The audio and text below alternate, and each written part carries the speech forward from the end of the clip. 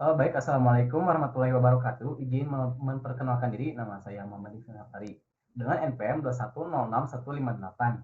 Di sini saya akan menjelaskan tentang ketepatan memproseskan penyederhanaan dan aturan produksi dari tata bahasa bebas konteks atau TTBBK.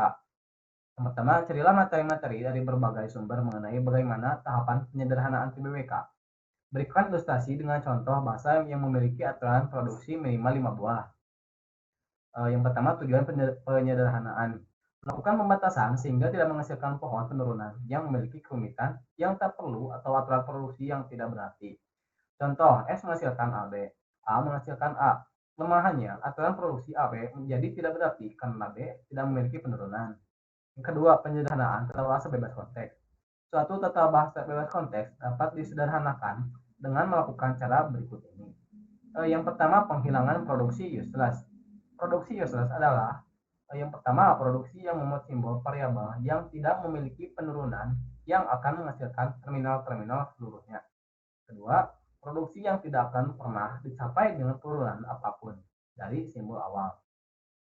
Yang kedua, ada penghilangan produksi unit. Produksi unit adalah produksi di mana ruas kiri dan kanan aturan produksi hanya berupa satu simbol variabel, misalkan A menghasilkan B dan C menghasilkan D. Penghilangan produksi E.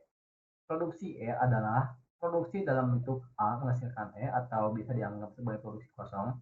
Penghilangan produksi kosong ini dilakukan dengan penggantian produksi yang memuat variabel yang bisa menuju produksi kosong atau biasa disebut nullable. Yang kedua ada alur penyederhanaan tata bahasa bebas konteks.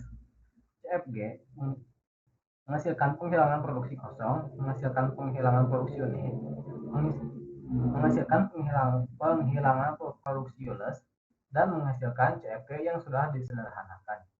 Yang ketiga ada contoh bahasa yang memiliki aturan produksi. Yang pertama, S menghasilkan ASA atau ABD atau BDE, A menghasilkan ADA, B menghasilkan BBB atau A. Penghilangan produksi useless. S menghasilkan ASA atau ABD, A menghasilkan ADA. Hasil penyederhanaan, S menghasilkan ASA atau BDE, B menghasilkan BBB atau A. Yang kedua ada S menghasilkan SB, S menghasilkan C, C menghasilkan D, C menghasilkan EF, dan D menghasilkan DD. Penghilangan produksi unit ini ya. C menghasilkan D, menghasilkan C, menghasilkan DD. S menghasilkan C, menghasilkan S, menghasilkan DD atau EF. Hasil penyederhanaan, S menghasilkan SB, S menghasilkan DD atau EF, C menghasilkan DD, C menghasilkan EF, D menghasilkan DD. Yang ketiga adalah S menghasilkan B, C, A, D. A menghasilkan kosong. Penghilangan produksi kosong. A menghasilkan kosong. Hasil penyederhanaan, S menghasilkan B, C, D. Yang keempat ada S menghasilkan A atau AB atau AA atau B atau C. A menghasilkan AB, B menghasilkan AA atau A, C menghasilkan C, CD, D menghasilkan D, DD. Penghilangan produksi unit, S menghasilkan B atau C.